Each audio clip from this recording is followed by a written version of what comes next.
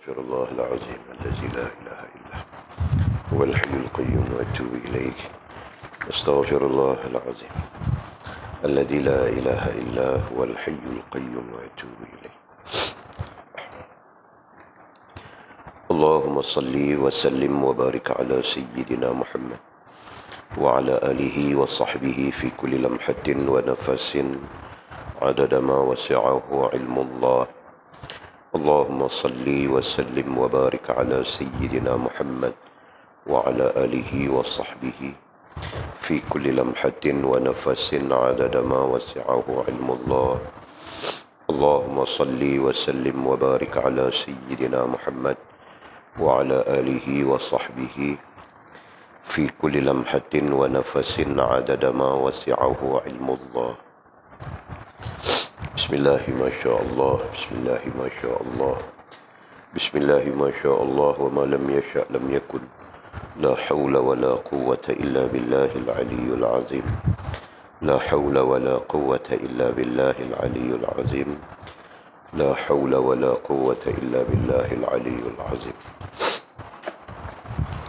اللهم ارحمنا بالقرآن واجعله لنا إماما ونورا وهدى ورحمة. اللهم ذكرنا منه ما نسينا، علمنا منه ما جهلنا، وارزقنا تلاوته آناء الليل وأطراف النهار، واجعله لنا حجة يا رب العالمين. اللهم افتح لنا فتوح العارفين وارزقنا فهم النبيين، واجعلنا من عبادك الصالحين والمتقين يا رب العالمين.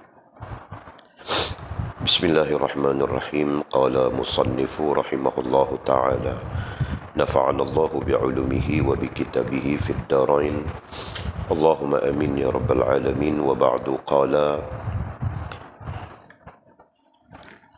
hadis tersebut menjelaskan bahawa tidak boleh meninggalkan usaha, bahkan disuruh berusaha, kerana ia banyak mempunyai faedah. Antaranya Allah Subhanahu wa Ta'ala tahu bahawa hambanya lemah dan kurang bertawakal kepadanya, kerana kurang percaya akan bahagian masing-masing. Oleh sebab itulah setiap hambanya diharuskan dan disuruh berusaha agar nafsu mereka sentiasa tetap, yakni istiqamah, yang merupakan kurniaan Allah Subhanahu wa Ta'ala ke atas hambanya. Sesungguhnya Nabi SAW ada bersabda, mafhumnya, yang paling halal sesuatu yang dimakan oleh seseorang itu daripada usaha tangan kanannya. Antara faedah usaha itu lagi ialah orang yang berusaha itu mukanya terpelihara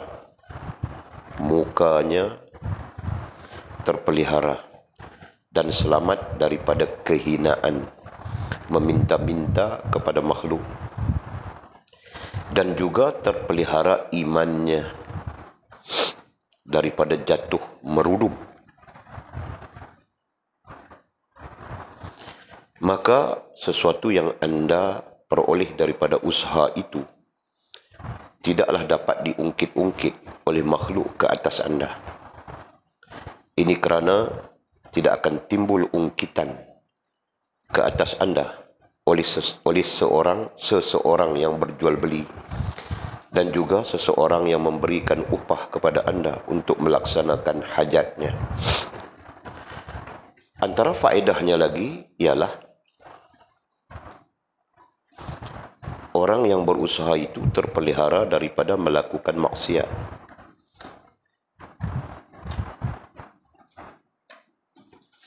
Ini kerana jika usaha itu ditinggalkan, pasti jalan untuk mendapatkan rezeki itu terjejas. Keadaan hambanya itu seolah-olah mendapat bimbingan daripada Allah Subhanahu wa Ta'ala, yang mana usahanya itu menjadi rahmat ke atasnya. Antaranya lagi ialah orang yang berusaha itu menolong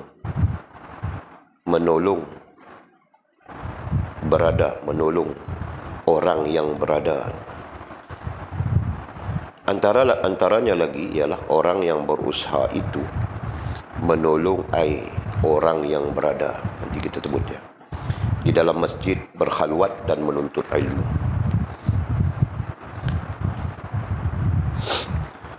Jadi, bagaimana boleh disahkan orang tersebut jika tiada orang yang berjual beli? Oleh sebab itu, Allah Subhanahu wa taala menjadikan orang yang berusaha itu sebagai orang yang berkhidmat. Orang yang berusaha itu sebagai orang yang berkhidmat, sehingga amal ibadat kaum itu menjadi sempurna.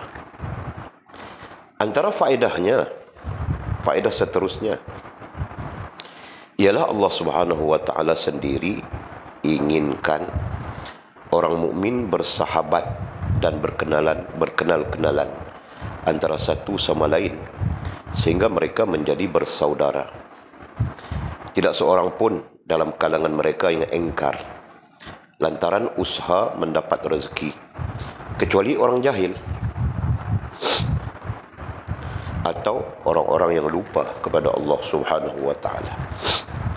Pada zaman Rasulullah sallallahu alaihi wasallam, umatnya disuruh beriman kepada Allah Subhanahu wa taala, dan baginda tidak melarang mereka berusaha yang diharuskan, serta menetapkan mereka usaha yang diredai oleh Allah dan syarak. Sebagaimana sabda Nabi sallallahu alaihi wasallam, ijmalu fit talab. Ijmalu fit talab artinya perbaguskanlah kamu dalam mencari rezeki. Sabda baginda sallallahu alaihi wasallam itu seolah-olah apabila kamu menuntut rezeki, kamu mintalah yang bagus kepada Allah SWT dan berserah kepadanya. Ketahuilah bahawa cara yang bagus untuk mencari rezeki itu begitu banyak, dan demikian juga cara yang jahat itu pun banyak juga. Malahan setiap orang yang memperolehnya menjadi lalai dan lupa kepada suruhan Allah dan Rasulnya adalah tidak bagus. Sebaliknya, orang yang mencari dan menuntut rezeki itu tanpa lalai dan lupa adalah tuntutan yang bagus dan terbaik. Kemudian kata musannif, antara jalan.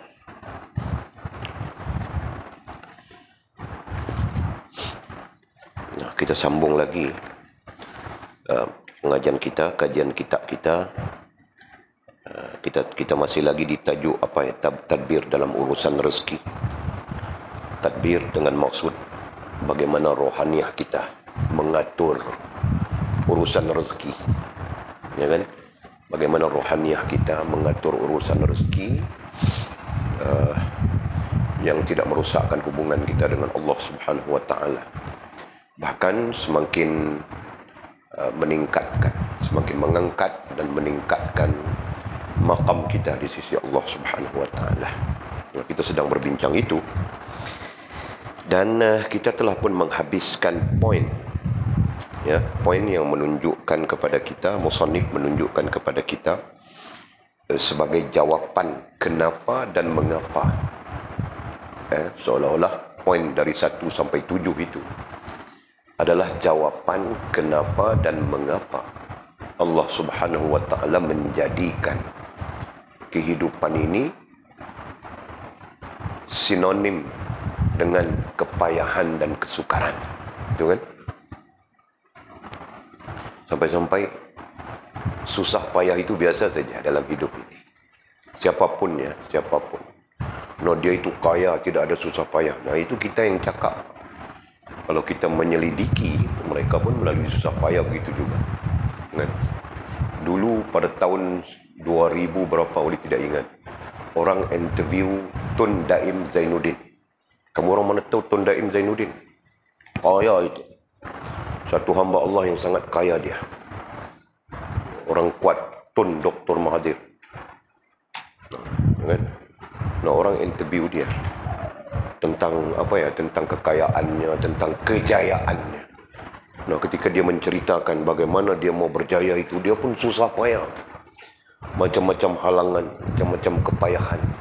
Jadi diceritakan di situ halangan-halangan perniagaan, dalam perniagaan halangan-halangan politiknya lagi.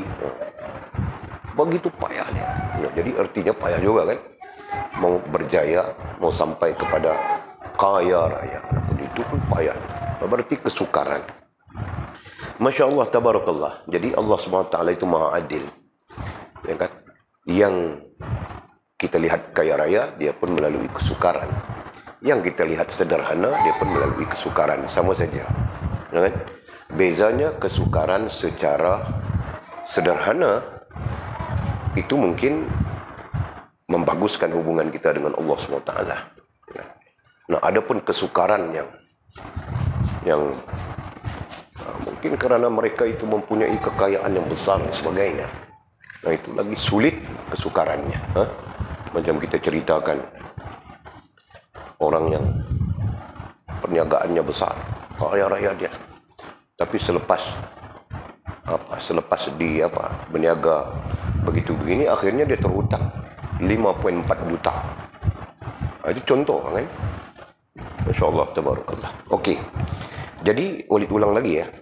Ketujuh poin yang kita bincangkan itu, musannif langsung tidak langsung mau menunjukkan kepada kita jawapan, mau memberikan kepada kita jawapan kenapa Allah Subhanahu wa taala menjadikan kesukaran, kepayahan, kesulitan dalam hidup, dalam hal-hal apapun ya, supaya, jawapannya ada pada 7 itu. Supaya kita sentiasa berhajat kepada Allah, bergantung kepada Allah. Ini kan 1, 2, 3. Terakhir adalah apa? Terakhir kita bincang supaya kita munajat kepada Allah dan berdoa kepada Allah. Ya kan? Nah, nanti kalau disiasat ya, diselidik, munajat itu apa, doa itu apa, Walid asing kan sudah itu kan. Nah, jadi senang saja, munajat itu adalah rohaniah kita dengan Allah Subhanahu wa taala. Itu yang kita belajar, tadbir dalam urusan rezeki itu kan. Bagaimana rohaniah kita dengan Allah Subhanahu wa taala itu disebut sebagai munajat. Nah, manakala doa itu jasmaniah kita, Jul. Ya kan? Ya Allah, kita tadah tangan, kita memohon, ataupun kita tidak tadah tangan tetapi kita memohon dengan suara atau dengan apa. Nah, itu adalah sifatnya jasmaniah kita. Paham enggak? Nah, jadi kombinasi rohaniah, munajat, jasmaniah, berdoa. Nah, dikatakan itulah kehambaan. Itulah sebaik-baik kehambaan. Kan? Nah, kalau kita sebut dalam bahasa ilmu kita, itulah sebaik-baik ubudiyah. Jelas ya? Okey. Jadi kita lanjutkan. Nah, kita lanjutkan dengan apa? Kita lanjutkan dengan poin ke-7 sebenarnya. Berdasarkan kepada hadis Nabi SAW yang telah pun kita baca hadisnya. Qala Nabi SAW, "Lau tawakkaltum 'ala Allahi haqqa tawakkulihi la razaqakum kama yarzuqu at-tayr taghdu khimasa wa taruhu bitana." Artinya, jika kamu bersungguh-sungguh, betul-betul. Dengan betul-betul itu bahasa kita. Bahasa Arabnya sidq. Ya. Nah, bertawakal ke atas kepada Allah Subhanahu wa taala dengan sebenar-benar tawakal. Jadi maksudnya tawakal yang betul-betul, bukan main-main, bukan singgol-singgolan, bukan sepele-sepele. Jadi mau tahu tawakal yang betul itu yang perlu kita belajar ya. Mau cari tawakal yang betul itu bagaimana? Nah, di sana perlu belajar. Kalau ikut Syekh Walid, Guru Walid ya. Guru Walid dalam bab ini adalah Syekhul Hadis. Nah, dia mengatakan kita perlu belajar rohaniah dan jasmaniah. Betul. Boleh pikir-pikir betul. Tentang tawakal ini kita perlu belajar rohaniah. Nah, rohaniah kita belajar maknanya, apa maksudnya, bagaimana kaitan. Nah, adapun jasmaniah, kita sendiri perlu melalui tawakal itu. Tahu kah? Nah, boleh cerita kamu orang saja. Kamu orang dengar dan jangan bawa cerita ni keluar daripada tempat ini. Siapa yang bawa cerita ni keluar daripada tempat ini, hantu nanti cekik kamu orang. Tahu kah? Walid pernah join Afghanistan itu, Mujahidin Afghanistan itu. Ya, satu pertempuran di Khost, nama tempatnya Khost. Ada dalam buku. Ada orang tulis buku, dia cerita tentang itu. Okey, selepas pertempuran 17 hari 17 malam, makannya cuma kacang putih, ya, seorang dibekalkan 1 kilo. Seorang dibekalkan 1 kilo kacang putih yang campur-campur itu, apa dipanggil? Kudapan-kudapan itu. Kacang putih, badam, kismis, campur-campur itu, tahu tak? Itu, seorang 1 kilo. 17 hari, 17 malam pertempuran. Nah, itu saja makanannya. Sampai habis pertempuran, sampai menawan Khost itu. Ya. Barang makanan 1 kilo itu tidak habis. Nah, itu satu hal. Okey. Kemudian keluar. Lepas pertempuran, lepas habis semua, baru rasa lapar. Nah, kita diarahkan pulang ke markas. Walid join pasukan perubatan. Walid join pasukan perubatan. Nah, di situ Walid potong kaki tanpa bius. Nah, jadi Walid mau potong orang senang saja, tahu je. Kau banyak-banyak akal, Mizi, belah perutmu begitu saja. Aku berani buat Mizi, tahukah? Kena aku buat sudah. Kan? Nah, ada seorang doktor. Nah, doktor, Kev, macam mana mau buat ini? Dia bilang, kau potong terus. Kita takut sudah mau potong. Macam mana ni, tiada bius ni? Dia kena alham itu, periuk api yang jenis merebak itu, tahukah? Nah, dia bilang, potong terus. Nah, potong lah. Sekali. Nah, kau tengok, dia okey sudah. Betul sudah. Jadi, jangan main-main ya. Okey. Jadi, dalam perjalanan pulang, daripada Khost itu, nah, jalan kaki kan, rentas gunung, turun bukit, begitu. Mau sampai ke markas. Dia ada markas. Bukan markas besar, markas apa ya dipanggil, sub markas itu, ya, berkumpul di situ. Nah, berkumpul di situ nanti baru boleh makan nasi kah, roti, gulai kambing kah, apakah, baru ada di situ, kan? Nah, lepas pertempuran itu, keluar daripada pertempuran, berarti hari yang ke-18 itu baru rasa lapar. Pikir saja kalau ada nasi, kalau ada roti nan, kalau ada, pikir saja ketika itu. Kan? Ada yang bilang, kalau dapat kambing, ku mau makan begitu saja. Sembang dalam perjalanan lapar. Nah, kami, oleh kerana banyak barang yang kami bawa, barang perubatan, jadi kami agak terlambat daripada orang lain. Terkebelakang gitu. 12 orang, satu grup. Nah, sampai di satu tempat, tidak tahu namanya, malam sudah. Jadi mau terus perjalanan tidak boleh belakang. Nah, yang pelik, sampai di situ jumpa kebun delima, kebun buah delima, tahu? Buah delimanya besar-besar. Mau contoh apa? Besar-besar itu, besar-besar tong garam itu, buah delimanya. Ada banyak pokok. Nah, mula pikir ini siapa yang punya? Mau minta dari siapa mau makan? Tapi pikir-pikir balik, ini kawasan peperangan kan? Nah, tidak ada tuan sudah. Allah yang memilikinya. Nah, minta pada Allah makan. Makan kenyang. Ya, makan kenyang. Alhamdulillah, tabarakallah. Nah, itu malam tidur syok saja. Happy. Ada sungai lagi, mandi-mandi semua. Solat. Tapi bangun besok, selepas solat subuh, siang sudah cerah ya.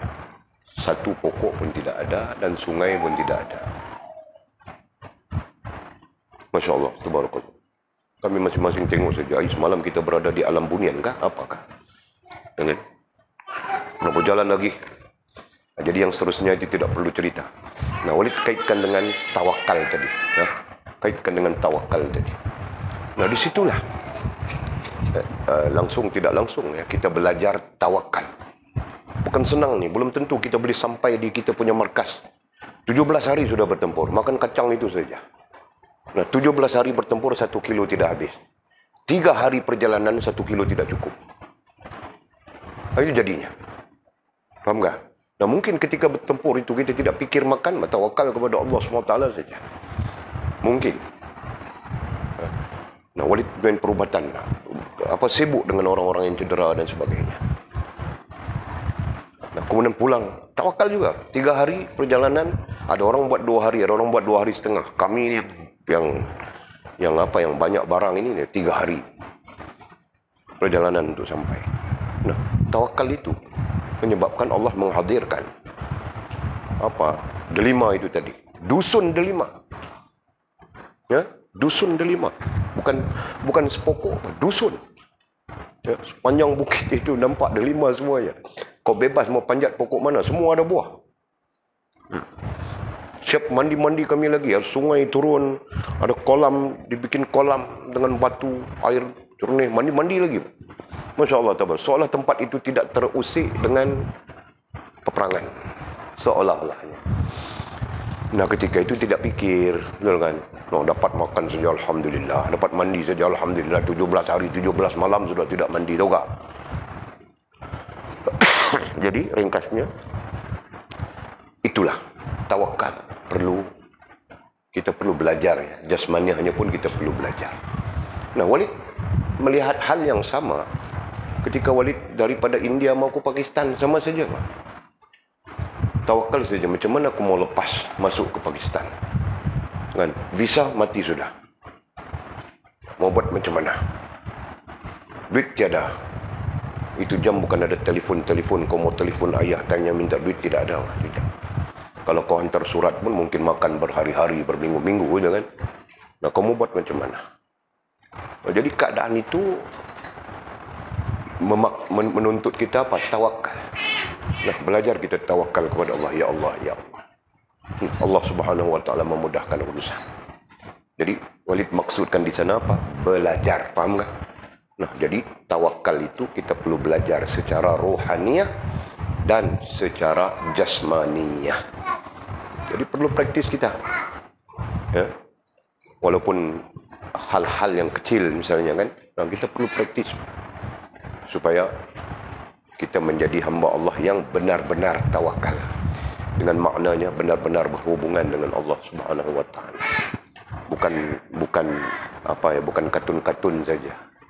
Ya. Ketika susah, nah kita berhubungan dengan Allah. Ketika senang, nah kita pun tidak peduli Allah Subhanahu Wa Taala. Mungkin satu hal kan, Jul? Okey. Jadi balik kita kepada hadis yang kita baca tadi. Jika kamu betul-betul bertawakal ke atas kepada Allah Subhanahu Wa Taala dengan sebenar-benar tawakal, nah kita ringkaskan saja. Tawakal yang benar. Tawakal yang benar itu datang dari mana? Nah, datang daripada kita memahami rohaniahnya, sifat rohaniahnya, dan kita memahami sifat jasmaniahnya. Nah, itu baru tawakal yang betul. Kalau tidak memahami sifat rohaniahnya, ada orang faham, ada orang menyebut tawakal. Ramai orang menyebut tawakal lah, kita tawakal lah, gitu kan? Tapi dia tidak memahami sifat rohaniahnya tawakal. Lalu bagaimana berdiri tawakal itu? Faham betul? Jadi syukur pada Allah SWT kita belajar kedua-duanya. Mudah-mudahan kita boleh membina tawakal itu dalam diri kita. Ya.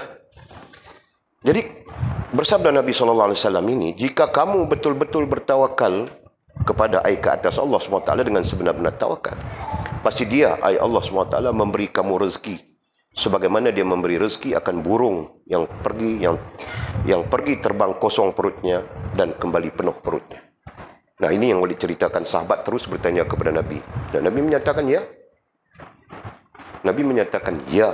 Maksudnya, sahabat bertanya kepada Nabi, wahai Rasulullah, jadi kalau kita bertawakal, bermakna Allah memberikan rezeki kepada kita? Ya, kata Nabi SAW, bi ghairi hisab. Allah memberikan rezeki kepadamu tanpa hisab. Yang pada pemahaman orang-orang Arab, tanpa hisab itu berarti boleh jadi tanpa susah payah. Tanpa susah payah atau kepayahan, tanpa kau perlu melakukan sesuatu. Itu menurut pahaman orang Arab. bighairi hisab. Ya. Nah, kemudian pahaman kita bighairi hisab itu tanpa perhitungan, gitu kan? Itu fahaman kita. Yang tidak salah digabungkan fahaman itu. Tanpa hitungan berarti banyak, tidak tahu, banyak rezeki, kan? Nah, tapi pahaman orang Arab bighairi hisab itu ialah tidak tahu daripada mana datangnya, tapi datang rezeki itu. Nah, itu betul. Itu memang betul. Ya. Kalau mau cerita Walid, nanti kamu orang dengar cerita Walid saja, Walid saja, tidak ada orang lain kan. Saya pun tidak mau cerita banyak-banyak tentang. Tapi hakikatnya itu, ya. Jika sungguh kita bertawakal kepada Allah SWT, Allah mendatangkan rezeki bighairi hisab. Tidak tahu kita, tiba-tiba datang saja. Masya Allah, tabarakallah. Okey. Dia memberi rezeki akan burung, ya, sebagaimana dia memberi rezeki, bagaimana dia, Allah memberi rezeki akan burung yang pergi terbang kosong perutnya dan kembali penuh perutnya. Nah, jadi majas burung itu memberi gambaran kepada kita, memberi gambaran kepada kita, Allah boleh memberikan rezeki tanpa susah payah. Begitu saja. Allah. Okey, kita tengok apa komen musannif, ya. Katanya hadis tersebut menjelaskan bahawa tidak boleh meninggalkan usaha. Ya, nah, sisi pandang musannif, katanya hadis ini selain daripada tentang tawakal yang kita sebutkan, nah, musannif membawa sisi pandang tidak boleh meninggalkan usaha. Nah, ini kita faham sudah, ya. Kita belajar dasar kita. Allah izin ikhtiar, makhluk ikhtiar itu kan. Nah, jadi hal ini tidak perlu kita hurai panjang, ya. Jadi hal tersebut menjelaskan bahawa tidak boleh meninggalkan usaha. Kalau kita tidak sebut usaha, kita sebut ikhtiar. Nah, itu serah. Usaha, ikhtiar. Kadang-kadang kita sebut usaha ikhtiar, ya kan? Nah, dua istilah yang kadang-kadang disatukan, kadang-kadang diasingkan. Usaha, ikhtiar. Ikhtiar, usaha. Ikhtiar itu bahasa Arab. Ya. Asal makna ikhtiar daripada perkataan khiyar. Khiyar artinya pilih. Asalnya. Ya. Nah, itu. Okey. Kemudian katanya apa? Bahkan disuruh berusaha. Bahkan kita, hamba Allah ini, hamba-hamba Allah ini, disuruh berusaha. Nah, maksudnya tawakal itu tidaklah bermaksud meninggalkan usaha, ya kan? Nanti tawakal sampai tinggal usaha. Nah, itu bukan tawakal, itu tidak betul, ya kan? Jadi dalam arti kata yang mudah, tawakal yang sebenar-benar itu tidaklah membawa kepada meninggalkan usaha. Okey, bahkan disuruh berusaha. Bahkan kita disuruh oleh Allah, ya, oleh Rasulullah berusaha. Kenapa? Karena ia banyak mempunyai faedah. Kerana banyak faedahnya. Bukan faedah mendapat habuan, mendapat hasil daripada usaha kita. Nah, katanya antaranya apa? Ini faedah-faedah kerohaniannya. Antaranya ialah Allah Subhanahu wa taala Maha tahu bahawa hambanya lemah dan kurang bertawakal kepadanya. Allah Maha tahu hambanya ini, kita manusia ini lemah dan kurang bertawakal kepadanya. Nah, itu memang betul, memang benar. Lemah daripada segala segi, kurang bertawakal kepada Allah Subhanahu wa taala. Nah, itu memang benar. Kenapa? Ya, kenapa hambanya Allah Subhanahu wa taala ini lemah dan kurang bertawakal kepadanya? Kerana kurang percaya yakin.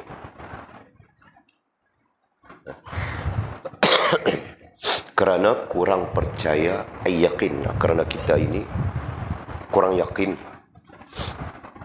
akan bahagian masing-masing, akan bahagian yang telah ditetapkan oleh Allah Subhanahu wa taala, khususnya dalam soal rezeki yang sedang kita bincangkan. Betul kan? Kita lemah, kita kurang yakin, Khususnya dalam soal rezeki boleh sebutkan tadi yang telah ditetapkan oleh Allah SWT.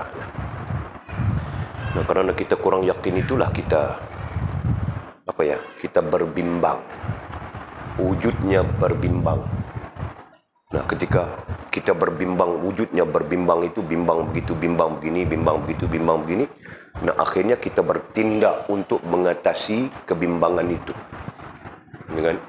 Nah, ketika kita bertindak mengatasi kebimbangan itu, nah itu namanya usaha, itu namanya ikhtiar. Kan?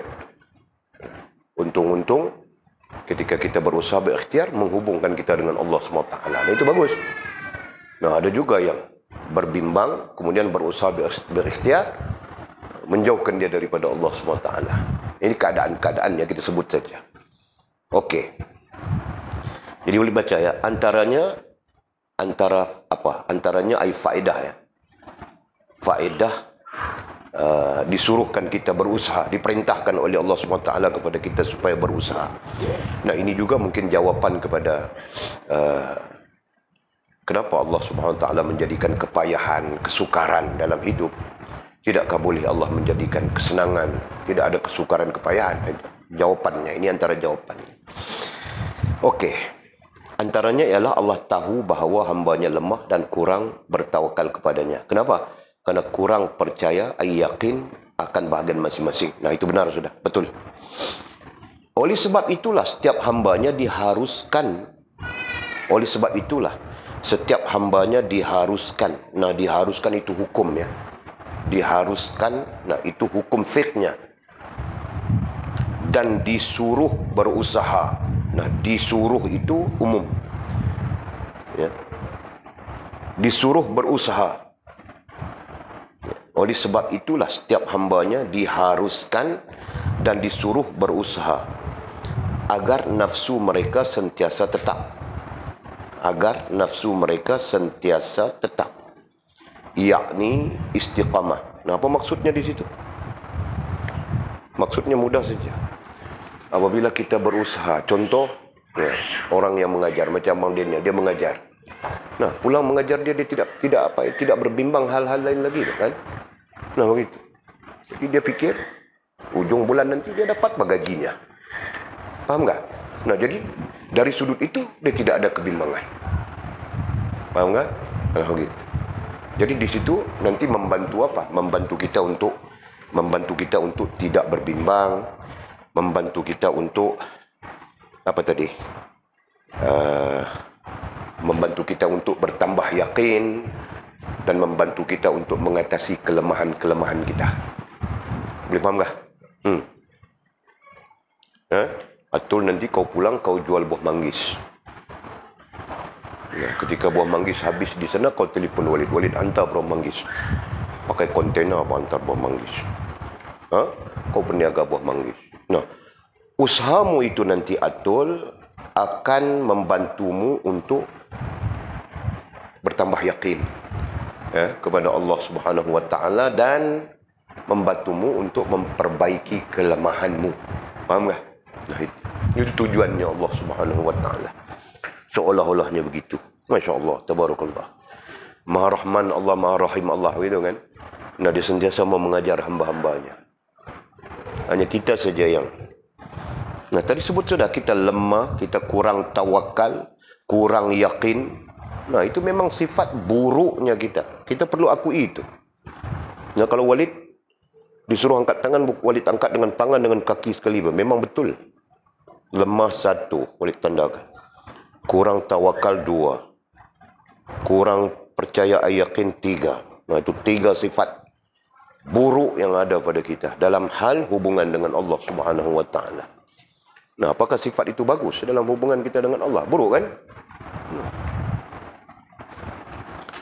Nah, justru itu Allah Subhanahu Wa Taala mentakdirkan, nah itu istilah ilmunya, mentakdirkan kepada kita usaha, ikhtiar, supaya perlahan-lahan kita dapat memperbaiki kelemahan diri kita.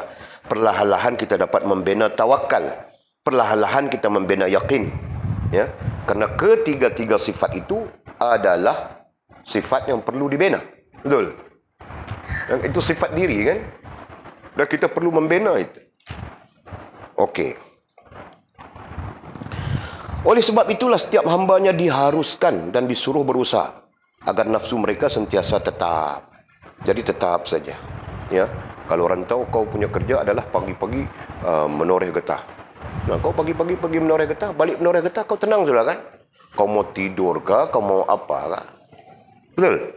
Nah, semua orang begitu. Nah, berarti dia melalui satu fasa tenang. Kan? Mana mungkin kita boleh kelang kabut daripada pagi sampai malam, sampai pagi besok, tidak tidur, esok sambung lagi. Mana mungkin boleh begitu, kan?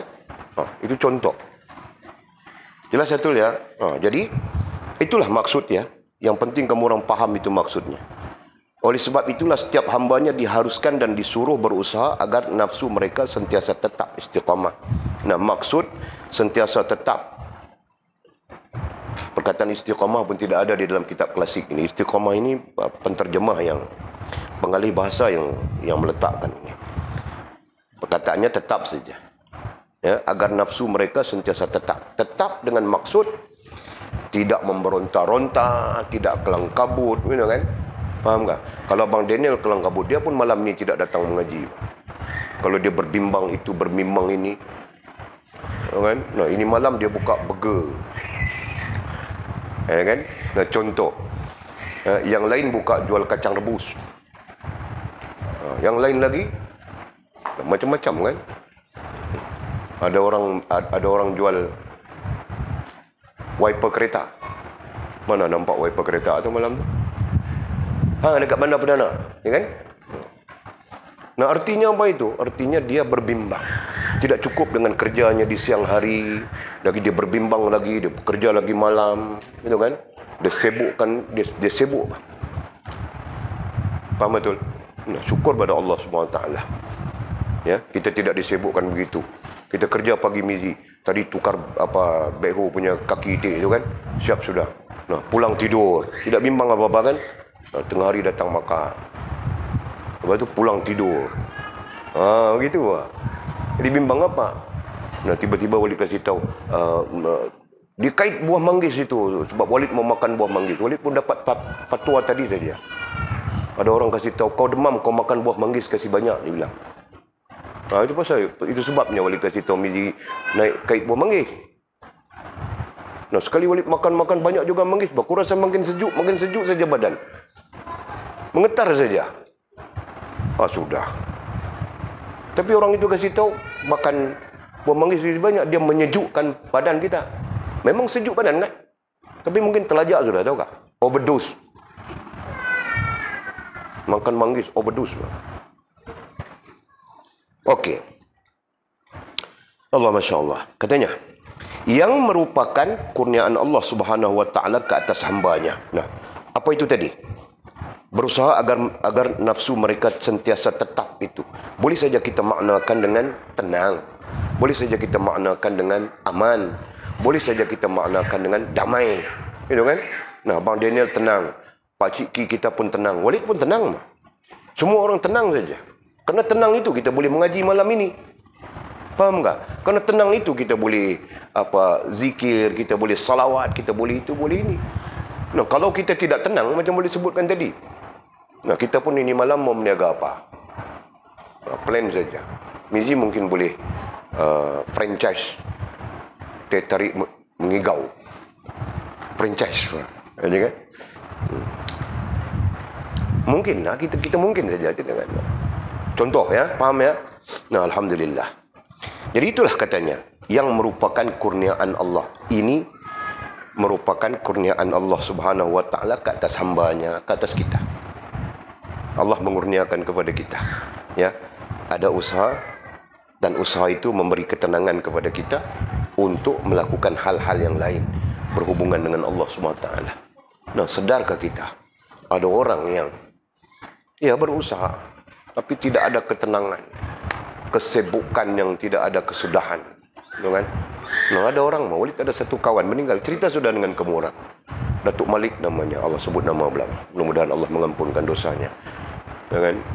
Meninggal di atas highway itu. Kaya, dia kontraktor besar.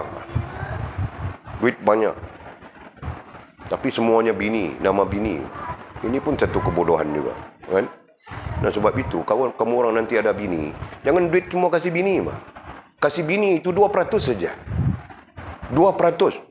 Kalau 2.000 kau kasih dia RM2 saja. RM20. RM20 tu lah. Betul lah. Yang lain-lain kita pegang. Faham kami Mizi? Itu kamu orang mau belajar. Anak-anak laki-laki mau belajar semua. Jangan sampai. Jangan kamu orang pulang sebelum belajar itu semua. Faham kami Mizi? Yang perempuan tidak perlu belajar itu, Pak. Nanti kamu orang, jangan. Okey. Sesungguhnya Nabi SAW bersabda, mafhumnya, yang paling halal sesuatu yang dimakan oleh seseorang itu daripada usaha tangan kanannya. Ini sabda Nabi. Hadis ini sahih, diriwayatkan oleh hampir keseluruhan sahibus sunannya, dalam bab rezeki kalau dibaca, ya, khususnya dalam bab rezeki. Jadi katanya yang paling halal di sini maknanya yang terbaik. Paling halal di sini bukan hukum. Jadi perkataan halal di situ tidak menggambarkan hukum dari segi balaghahnya menurut ulama hadis. Ya. Halal di situ maksudnya yang terbaik, the best kata orang putih. Yang paling halal terbaik adalah sesuatu yang dimakan oleh seseorang daripada usaha tangan kanannya. Tangan kanannya itu majas, ya, diusahakan olehnya sendiri. Nah itu menurut para muhaddis dalam tafsir mereka. Jadi tangan kanan bukan dia buat kerja dengan tangan kanan, mungkin dia buat kerja dengan tangan kiri, kan? Nah ada orang kidal, tahu tak? Tapi Walid kagum juga dengan orang kidal. Walid kenal satu orang, Simunjan, dari Simunjan, Sarawak. Nah, main gitar dia dengan tangan kiri saja, mata buta. Mata dia buta, tahu tak? Nah, dia main gitar dengan tangan kiri saja, macam orang putih. Dia main lagu apa dulu satu kumpulan, bukan Metallica. Zaman-zaman itu ada satu Zeppelin, Led Zeppelin. Underground punya lagu itu, tahu tak? Nah, dia main dengan tangan kiri saja. Dahsyatnya dia tu. Buta, mata buta. Itu contoh. Jadi dia bekerja dengan tangan kiri, ya kan? Jadi mau istimbat hadis ini tangan kanan, nah dia bekerja dengan tangan kiri. Jadi maksud tangan di sini bukan fizikal tangan. Maksud tangan di sini adalah usahanya sendiri. Ya kan? Nah, jadi yang paling halal, terbaik sesuatu yang dimakan oleh kita adalah daripada usaha tangan kanannya, usahanya sendiri. Maksud usahanya sendiri itu bagaimana dia bekerja. Bukan dia curi, bukan dia rompak, bukan dia samun. Betul kan? Nah, bukan dia curi itik kita jual. Itu masih lekat dalam kepala. Mau buat macam mana? Cakap saja kan? Nah, jadi kalau curi itik kita jual, nah itu bukan usaha sendiri. Nah, itu termasuk apa? Jahatnya. Jahat. Apalagi jual untuk beli dadah. Dan sebenarnya tidak cerdik, Pak. Itu saja. Okey.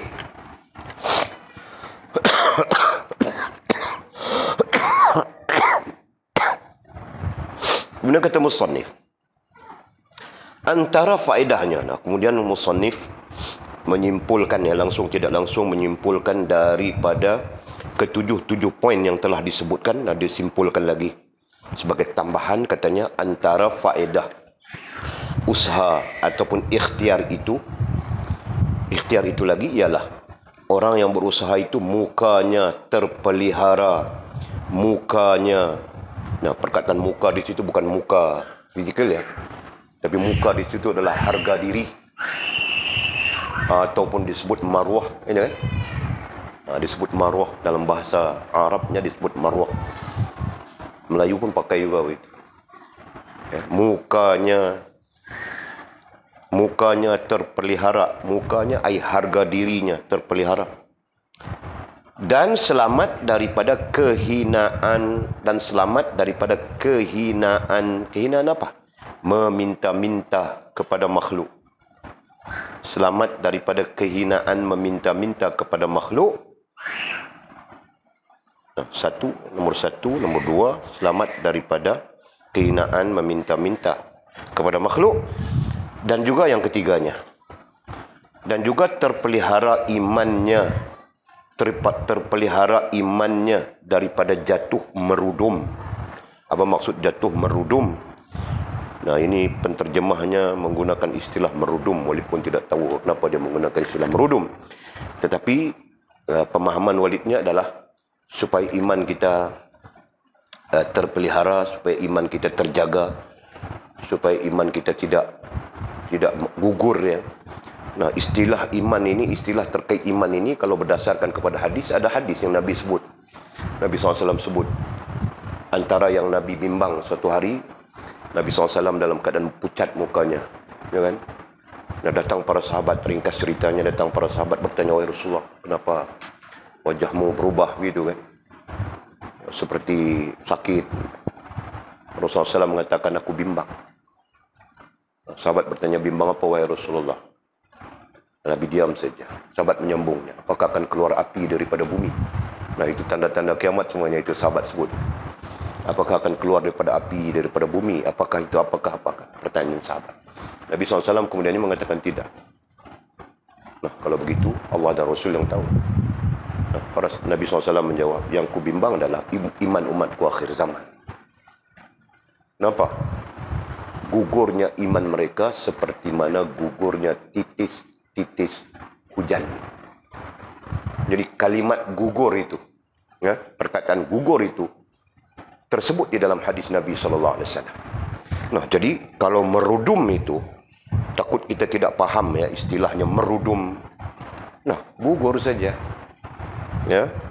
Jadi dan juga terpelihara imannya daripada jatuh merudum, ai gugur. Ya, merudum ini sebagai gambaran titis hujan tadi, gugur iman gitu kan. Masya Allah. Nah, sekarang kita cari sikit, kita cuba cungkil, kita cuba kaji, kita cuba cari kenapa musannif menyebut begitu. Pertama, ya, apabila kita berusaha, kita sendiri ada usaha, kita berusaha sama ada dengan sendiri ataupun makan gaji atau apa. Nah, mukanya terpelihara, maruahnya, harga dirinya terpelihara, betul kan? Nah, betul kan? Walid pernah ada kawan yang dia tidak bekerja, tapi istrinya yang bekerja. Paham tak? Istrinya yang bekerja. Jadi, sampai satu tahap istrinya mengadu dengan kami, kawan-kawannya. Dia tidak mau kerja. Malaskah? Apakah kita pun tidak tahu. Akhirnya kita tanya-tanya saja. Dia bilang istrinya gaji besar. Jadi dia mau buat kerja buat apa? Dia fikir begitu, tahu tak? Nah, sehingga kami mengatakan, kami cerita bahawa istrinya bekerja itu haknya. Kan? Jadi tanggungjawab kau sebagai suami, kau perlu memberikan dia makan, minum, pakai dan sebagainya. Tidak boleh ambil hak isteri itu. Nah, jadi ceritanya terkait dengan apa? Terkait dengan harga diri, tahu tak? Nah, dia pun dengar, tidak bekerja juga. Satu hari istrinya memfailkan saman. Memfailkan apa? Mahkamah fasakh. Memfailkan fasakh. Permohonan cerai. Perempuan yang minta cerai, tahu tak? Panggil fasakh. Berpisah. Nah, mahkamah pun panggil soal-soal. Nah, dia tidak mengaku. Dia bilang dia ada projek sana, projek sini, projek sana. Nah, istrinya pun tanya, berapa tahun sudah bersama? 3 tahun. Berapa banyak duit yang dia kasih? Tidak pernah. Kan? Ada sekali saja lepas menikah. Lepas itu tidak pernah. Nah, okey. Tidak apa. Jadi apabila isu ini sudah jadi isu mahkamah, nah, akhirnya apa ya? Tersebar gitu kan. Nah, isu ini tersebar di kalangan orang-orang, kawan-kawan, adik-beradik. Nah, dia merasa malu, paham tak? Nah, ketika dia merasa malu, dia pun menghilangkan diri lebih kurang setahun. Bercerai dan dia hilangkan diri lebih kurang setahun. Nah, dia balik, ketika dia balik ke kampung, ke tempatnya, orang masih bercakap tentang itu. Nah, sampai sekarang dia hilang, entah hidup, entah mati. Nampak itu tentang apa? Tentang harga diri, ya, tentang harga diri, tentang maruah. Nah, sebab itu hal-hal sebegini dititik beratkan dalam agama. Itu tentang harga diri seorang lelaki. Sisi lain ada harga diri seorang perempuan, kan? Nah, sama saja, jangan harga diri kita jatuh, jangan harga diri kita rusak, jangan harga diri kita tidak terjaga. Nah, itu. Kenapa? Karena harga diri itu tidak ada nilaiannya. Nah, tidak ada nilaiannya. Paham, Dina? Nah, nilainya tidak ada nilaian, bukan tidak bernilai, tapi tidak ada sesuatu yang boleh dinilaikan senilai harga diri. Nah, kalau mahal dia termahal sampai-sampai tidak boleh dinilaikan. Paham tak? Nah, itu. Okey. Jadi tujuan adanya Allah menjadikan usaha ikhtiar bagi kita itu supaya mukanya terpelihara, harga diri kita terpelihara. Itu nombor satu. Yang keduanya, selamat daripada kehinaan meminta-minta kepada makhluk. Selamat kita daripada kehinaan meminta-minta, ya, kepada makhluk. Kerana setiap sifatnya meminta kepada makhluk itu ada kehinaannya di sana. Ya. Kehinaannya apa? Nah, contoh begini saja. Kita minta kepada orang, betul kan? Kecuali hal-hal yang am, maslahahnya am, maslahah ummah dipanggil, ya, masalah yang am. Nah, adapun jika kita meminta sesuatu dengan masalah yang khas bagi diri kita, di situ ada kehinaan. Sebagai contoh, kita pergi minta pinjam duit daripada orang. Contoh, ya. Nah, ketika itu pandangan orang yang kita pinjam duit daripadanya kepada kita rendah, sudah. Faham ini? Oh, itu. Jelas, ya. Nah, sebab itu kita dalam banyak keadaan kita perlu berhati-hati. Ya, Mizi. Nah, kalau mau pinjam, pastikan kita bayar betul. Kalau mau pinjam, pastikan kita janji bagaimana, begitulah. Ya, kan? Dan sememangnya agama kita menuntut begitu, kan? Jangan kau pinjam pandai, kau mau bayar. Nah, kena pasang kemian, pasang setanggi, baru boleh bayar. Macam mana? Ya, kan? Nah, itu. Okey. Dan juga yang ketiga, dan juga terpelihara imannya daripada jatuh merudum. Itu yang ketiga tadi. Terpelihara, terjaga iman kita daripada jatuh merudum, ataupun kita sebut gugur tadi, seperti gugur titis hujan yang disebut dalam hadis Nabi SAW. Kita ambil pengajaran saja. Masya Allah, tabarakallah. Jadi itu kelebihan, itu faedahnya apabila Allah mentakdirkan kepada kita usaha. Maka sesuatu yang kamu peroleh daripada usaha itu, sesuatu yang kamu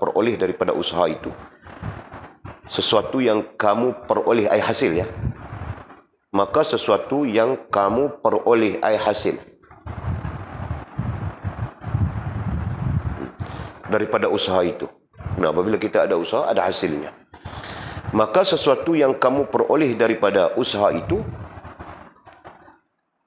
tidaklah dapat diungkit-ungkit oleh makhluk ke atasmu. Jadi siapa pun tidak boleh ungkit. Dengan Jul meniaga burger daripada jam 5 petang sampai jam 1 pagi. Nah, dia mendapat 3,000 satu malam. Mana tahu meniaga burger dia, di samping burger dalam itu dia ada selit-selit. Sebelah kita kurang itu, tapi kalau sebelah Kuala Lumpur, Johor Bahru, nah memang begitu, banyak, tahu kah? Nah, jadi kau beli burger, kau kenyit mata saja. Nah, kalau burger orang lain RM5, RM6 satu biji, nah kau kenyit mata dia, Nah, jadi RM25 satu biji. Dalam ada barang. Itu tai-tai itu yang cerita. Okey. Jadi itu contohnya. Jadi Jul berniaga burger, dia mungkin dapat satu malam 500 kah, 1000 kah misalnya. Nah, ada orang akan komplain dia kah? Itulah maksudnya musannif. Katakan, maka sesuatu yang kamu peroleh hasil daripada usaha itu tidaklah dapat diungkit-ungkit oleh makhluk ke atasmu. Siapa pun tidak boleh ungkit, kerana itu usahamu sendiri. Ya kan? Selain daripada yang kita sebutkan tadi 3 hal, terpelihara maruah kita, harga diri kita, terpelihara daripada kehinaan meminta-minta kepada makhluk, terpelihara iman kita. Nah, selain daripada itu, nah, hasil daripada usaha kita itu tidak ada siapa pun boleh, kalau disebut di sini apa ya, diungkit-ungkit. Kalau kita sebut bahasa mudahnya adalah komplain. Komplain itu bahasa orang putih. Pertikai. Nah, siapa mau pertikai? Jadi, kalau Jul dapat 1000 meniaga burger, Walid pun tidak pertikai. Kalau rantau meniaga, rantau kau mau meniaga apa rantau? Kain plekat. Rantau meniaga seluar itu, seluar orang perempuan pergi umrah. Sebaik kau gunting sudah rantau. Ya? Okey. Nah, kau meniaga itu, kau dapat sebulan 5,000. Nah, tidak ada siapa yang akan pertikai. Nah, sekarang pun kita tidak pertikai. Makcik itu dia menoreh getahnya. Dia dapat sebulan 3 juta pun kita tidak pertikai. Orang itu sawitnya. Dia dapat sebulan 5 juta pun kita tidak pertikai. Betul? Ayah Ahmad pergi mengajar murid-muridnya di kebun getahnya sana. Nah, kalau dia dapat 30,000 sebulan pun kita tidak pertikai. Kenapa? Karena itu adalah usahanya. Nah, gitu. Jelas ya? Ini kerana tidak akan timbul ungkitan tadi apa? Pertikaian.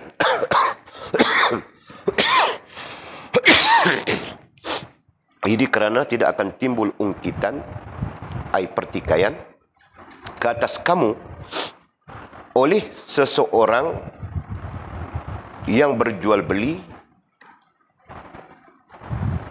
pertikaian ke atas kamu oleh seseorang yang berjual beli, dan juga seseorang yang memberikan upah kepada kamu untuk melaksanakan hajatnya. Nah, maksudnya jelas. Maksudnya tidak ada siapa pun boleh ungkit, termasuk orang yang berjual beli dengan kita. Orang yang berjual beli, berarti orang yang berinteraksi dengan kita. Atul jual buah manggis tadi. Nah, kau jual buah manggis sekilo, sekarang manggisnya mahal ni. Sekilo RM15 pun ada, RM12 pun ada, ya kan? Nah, kau jual, kau untung sudah. Kontainer punya jual ini, untung sudah. Nah, tinggal sekarang mau jual ambil apa ya? Ambil modal saja misalnya kan, untung sudah, cover sudah. Nah, kau mau jual RM5 kah? Kau mau jual RM10 kah? Ya kan? Faham tak betul? Nah, tidak ada siapa yang akan pertikai. Itu satu hal. Tapi yang dimaksudkan di sini adalah tidak akan timbul ungkitan ke atas anda oleh orang yang berjual beli. Orang yang berjual beli dengan kita, dia pun tidak akan pertikai. Ya. Kalau ya pertikaian itu maksudnya yang sampai-sampai mengganggu usaha kita. Itu.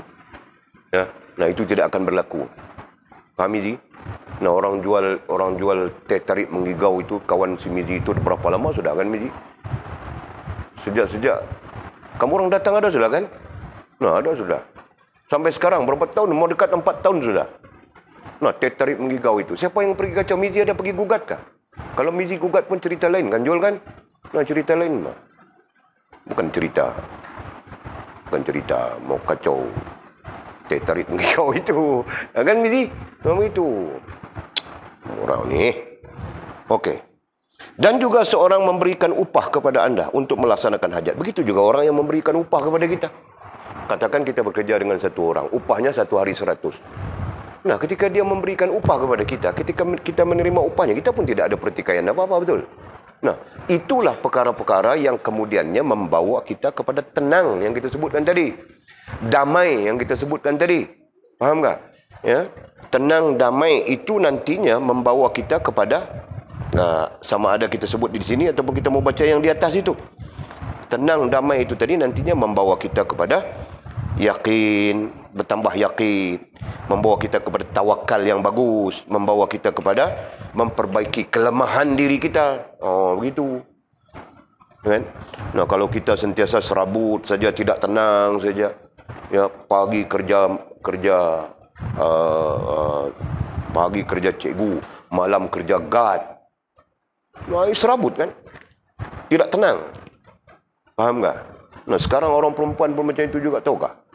Pagi dia kerja, malam dia kerja bawa lori. Nah, boleh baca satu sinopsis. Satu kakak itu, dia pagi dia kerja ini, malam dia bawa lori. Dia kontrak bawa lori. Lori besar itu, tahu tak? Bukan lori kecil itu, lori kontena itu. Pergi masuk, dia orang ambil video masuk dekat Port Klang itu. Nah, kontena turun sekali terlepas, gum, atas trailernya. Dia pun lari turun daripada trailer. Tengok. Satu kakak itu. Janda. Okey. Nah, jadi faham sudah kita ya. Amin ya rabbal alamin. Mudah-mudahan ya, seperti mana kita sebutkan tadi, usaha yang berlaku kepada kita, kecilkah, besarkah, ini semuanya membantu kita dengan izin Allah, dengan limpah rahmat Allah, membantu kita untuk sampai kepada yakin, ya, yakin yang benar dengan Allah, tawakal yang sebenar-benarnya juga dengan Allah, dan memperbaiki kelemahan diri kita. Ya, amin ya rabbal alamin. Okey, terus ada lagi, satu lagi. Antara faedahnya lagi. Ini boleh sebutkan, musannif menyimpulkan semua poin-poin yang telah kita bincang itu, disimpulkan saja. Antara faedahnya lagi ialah orang yang berusaha itu terpelihara, katanya. Terpelihara daripada melakukan maksiat. Masya Allah, tabarakallah. Orang yang berusaha, seperti orang yang ada usahanya, ada tanggungjawab, ada kerjanya, tanggungjawabnya. Dia mudah-mudahan terpelihara daripada maksiat. Terpelihara maksiat apa? Tidak mencuri dia, tidak menyamun dia, kan? Nah, kalau dia jadi guru sekolah sudah, ustaz sudah, tiba-tiba dia menyamun. Macam mana? Kan? Nah, mustahil abang dia menyamun mah. Mustahil. Kenapa? Karena dia ada usahanya dia sendiri, betul kan? Dia ada usahanya. Gitu. Jelas ya? Kita tidak menafikan memang ada manusia yang jahat, kan? Tapi kita bercakap secara umum. Okey? Nah, itulah maksudnya. Terpelihara daripada melakukan maksiat. Sekarang ini macam-macam bentuk maksiat, tahu kah? Macam-macam. Satu maksiat yang paling ketara sekarang kita tengok, kita dengar ya.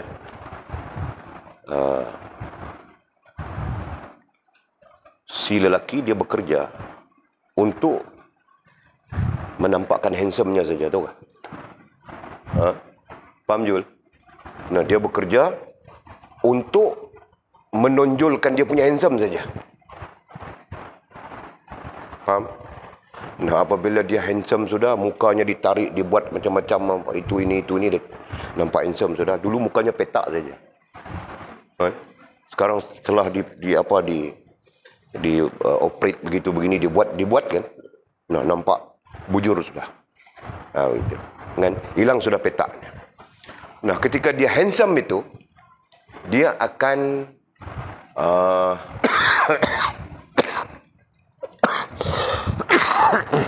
dia akan mengarang couple-nya, mengarang aweknya, tahu kah? Awek 1, awek 2, awek 3, awek 4, awek 5, awek 6, sampai mungkin 20 awek kah? Nah, itu. Pandai-pandai saja dia. Pagi awek ini, petang itu. Pandai-pandai saja dia atur, tahu kah? Dan setiap awek, satu bulan akan kasih dia 300. Itu minimum. Nah, kalau maksimal mungkin habis gaji kasih dia saja. Nah, jadi kita bayangkan minimum saja, jangan maksimal ya. Satu orang lelaki, handsome sudah dia, walaupun muka petak awalnya. Ya. Dia ada 30 awek yang dia karang, gitu kan? Dikali dengan 300. Nah, kau bayangkan bah, 9,000 sebulan kan? Nah, ini banyak sekarang. Nah, Walid saja cakap kasih ingat anak-anak semua saja. Nah, lelaki jenis ini banyak. Sekarang banyak. Tahu tak? Betul. Ingat ya. Aku harap kamu orang tidak bah. Kau Mizi ada potensi juga itu. Tapi jangan Jul tidak ada potensi Jul. Bukan bermakna dia bagus sudah, tapi potensi itu tidak ada. Boleh faham tak? Ini kalau satu orang 300. Kenapa? Kerana remaja perempuan sekarang ni dia suka yang macam itu. Dia suka seorang yang, kalau lelaki itu yang padanya handsome, padanya macho. Jadi dengan sendirinya dia nanti berdamping. Dia boleh dia kerja pagi, petang ambil dia makan-makan, cukuplah. Nah, ini banyak ya. Nanti kalau ditanya apa pengaruhnya? Pengaruhnya sihir saja. Apa lagi? Macam mana sampai 30 orang perempuan? Ini perempuan ya. Dia boleh settle. Nah, jadualnya dia pandai-pandai atur. Ini otak manusia, betul kan? Kalau Walid pun tahu saja mau atur macam mana. Betul kan? Nah, itu manusia otaknya. Tapi bagaimana dia mempengaruhi perempuan-perempuan ini suka kepada dia, boleh terima itu ini. Nah, itu sihir saja. Nah, orang-orang perempuan sekarang pun mau buat macam mana sihir itu boleh masuk senang-senang saja. Ya kan? Itu kelemahan lah. Itu termasuk lemah yang kita sebut tadi mungkin. Yang menyebabkan sihir itu mudah-mudah saja sangkut. Allah, Masya Allah, Tabarakallah. Itu contoh. Jadi apabila kita sebut berusaha itu terpelihara daripada melakukan maksiat, nah itu pun usaha juga kan. Cari duit, pergi tarik wajah bagi nampak handsome, macho, sado sikit. Usaha juga kan? Nah, tapi itu usaha maksiat. Tahu tak? Nah, itu contoh saja. Jangan dibuat dia. Rantau kau jangan nanti kau mau sado-sado kau pergi buat. Jangan. Allah, astagfirullah. Okey. Ini kerana jika usaha itu ditinggalkan. Ini kerana jika usaha itu ditinggalkan. Usaha itu. Apa maksud usaha itu? Maksudnya kerja. Kerja itu ditinggalkan. Pasti jalan untuk mendapatkan rezeki itu terjejas. Ini penceritaan musannif tentang apa yang dimaksudkan. Apa yang dimaksudkan tadi apa ya? Apa yang dimaksudkan dengan terpelihara daripada melakukan maksiat? Apa maksudnya? Nah, maksudnya apabila tidak ada usaha, berarti terjejaslah keperluannya, terjejaslah keperluannya, pendapatannya dan sebagainya. Terjejas pendapatannya, terjejas keperluannya. Keadaan hambanya itu seolah-olah mendapat bimbingan. Nah, dalam hal ini Allah SWT seolah-olah membimbing, kata musannif. Ya, perkataan mendapat itu kalau dalam teks asalnya rasanya tidak ada. Ya, keadaan hambanya, kita hambanya itu seolah-olah dibimbing. Nah, itu maksudnya. Kalau mau pakai mendapat pun silakanlah. Seolah-olah mendapat bimbingan daripada Allah Subhanahu wa taala. Jadi di sanalah ya Allah Subhanahu wa taala nantinya membimbing. Orang-orang yang berusaha itu dibimbing oleh Allah Subhanahu wa taala. Nah, ini betul, Pak. Walid pernah saja datang orang. Dia tidak pernah, dia berniaga lama saja. Jadi jatuh bangun itu biasa. Nah, satu hari dia jatuh teruk niaganya. Dia pun heran, mula percaya macam-macam sudah. Ada orang bilang sihir itu begini begitu. Dia datang jumpa Walid. Walid bilang, kau ada keluar zakat kah? Bilang, zakat. Kena zakat kah? Nah, dia faham zakat itu fitrah saja. Bulan puasa mau raya itu. Nah, kau ada keluar zakat kah? Kena zakat. Ya, zakat perniagaan. Ya, atau kau simpan duit kau zakat simpanan, kau perlu keluar zakat itu. Macam mana? Walid pun cerita-cerita dia. Nah, rupanya 30 tahun sudah berlalu, dia tidak pernah keluarkan zakat perniagaan kah, zakat apa kan. Ya? Nah, kemudian Walid pun cakap dengan dia, kau keluarkan zakat. Walid kira-kira kasih tahu dia begini, simpananmu begini. Nah, jelas tata cara fake-nya selesai. Dan dia pun keluarkan zakat. Nah, sebulan selepas dia keluar zakat, perniagaannya kembali elok dengan izin Allah Subhanahu wa taala. Jadi Walid bawa kisah itu untuk apa? Untuk kita melihat ada kalanya Allah Subhanahu wa taala mengajar kita, ya, mendidik kita, membimbing kita melalui usaha itu. Faham tak? Nah, macam kawan itu tadi, dia pun tidak tahu ada zakat, ada apa. Nah, Allah mendidiknya langsung tidak langsung bertemu dengan kita. Nah, kita cerita tentang zakat. Betul kan? Nah, dia pun mengeluarkan zakat. Mudah-mudahan dia nanti terus mengeluarkan zakat. Berarti langsung tidak langsung dia terbimbing. Bukan kita, apa? Allah menggerakkannya, betul? Begitu saja. Masya Allah, tabarakallah. Jadi katanya keadaan hambanya itu seolah-olah mendapat bimbingan daripada Allah Subhanahu wa taala. Yang mana usahanya itu menjadi rahmat ke atasnya. Usahanya itu, ya, usahanya itu menjadi rahmat ke atasnya. Jadi apa maksud menjadi rahmat ke atasnya? Membawa kebaikan kepadanya.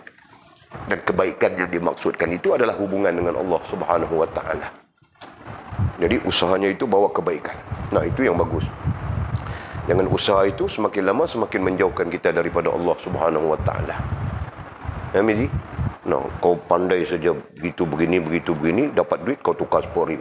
Dapat duit kau nanti taruh speaker dalam kereta, memeletup kereta bunyinya. Kan? Apa dipanggil apa itu? Audio. Gedegum. Bunyi saja macam mau runtuh dunia sudah. Kan? Kau dapat duit saja kau mula modify ini. Nah, itu sebenarnya apa yang kau dapat itu tidak menghubungkanmu dengan Allah, gitu. Kan? Nah, kenapa tidak menghubungkan dengan Allah? Saya sekali-sekali saya dengar ceramah. Nah, itu kau tertipu sebenarnya, ya kan?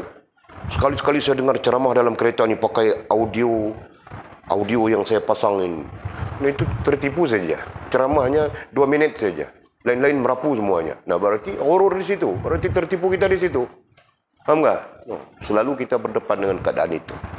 Mudah-mudahan Allah mengampunkan kita semua. Nah, kita sambung nanti antaranya lagi. Dan kata musannif, Allahu a'lam.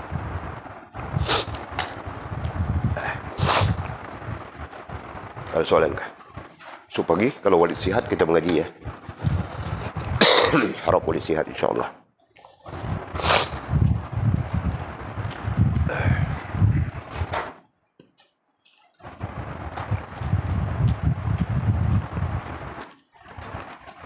Astagfirullah. Ada soalan kah? Ya dah. Bismillahirrahmanirrahim. Alhamdulillahirabbil alamin. Wassalatu wassalamu ala asyrafil mursalin sayyidina wa maulana Muhammad wa ala alihi wa sahbihi ajma'in. Allahumma iftah lana futuhal 'arifin warzuqna fahman nabiyyin waj'alna min 'ibadika as-salihin. Allahumma ihdina as-siratal mustaqim siratal ladzina an'ama Allah minal nabiyyin was-siddiqin wasyuhada'i was-salihin. Allahumma rabbana iftah bainana wa bain qaumina bil haqq wa anta khairul fatihin. Allahumma a'inna ala dzikrika wa syukrika وحسن عبادتك. اللهم فقهنا في الدين وعلمنا التأويل. اللهم فقهنا في الدين وعلمنا التأويل. اللهم فقهنا في الدين وعلمنا التأويل. وصلى الله على سيدنا محمد وعلى آله وصحبه وبارك وسلم. والحمد لله رب العالمين. تقبل الله منا ومنكم. أقم الصلاة.